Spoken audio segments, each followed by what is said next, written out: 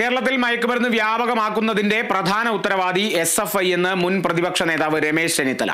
SFI പിരിച്ചുവിടണം. മുഖ്യമന്ത്രിക്ക് SFI പൂർണ്ണ പിന്തുണ നൽകുകയാണ്. 9 വർഷം ഭരിച്ച മുഖ്യമന്ത്രിക്ക് മയക്കുമരുന്നിനെതിരെ ഒന്നും ചെയ്യാനായില്ലെന്നും ചെന്നിത്തല പറഞ്ഞു. കേരളത്തിൽ മയക്കുമരുന്ന് വ്യാപകമാക്കുന്നതിന്റെ പ്രധാന ഉത്തരവാദി SFI ആണ്. കേരളത്തിലെ കലാലയങ്ങളിൽ, ഹോസ്റ്റലുകളിലും വ്യാപകമായി മയക്കുമരുന്നുകൾ ഉപയോഗിക്കുകയും വിതരണം ചെയ്യുകയും ചെയ്യുന്ന ഈ SFI പിരിച്ചുവിടുകയാണ് വേണ്ടത്. ഇതിന് പൂർണ്ണ പ്രോത്സാഹനമാണ് കേരളത്തിലെ മുഖ്യമന്ത്രി നൽകുന്നത്. SFI സമ്മേളനത്തിൽ വെച്ച് നിങ്ങൾ ഈ രീതിയിൽ തന്നെ മുന്നോട്ട് പോയാൽ മതി എന്ന് പറഞ്ഞ മുഖ്യമന്ത്രി ഇതിന്റെ ഏറ്റവും വലിയ ഉത്തരവാദിയാണ്. 9 വർഷമായി പിണറായി വിജയൻ കേരളം ഭരിക്കുന്നു.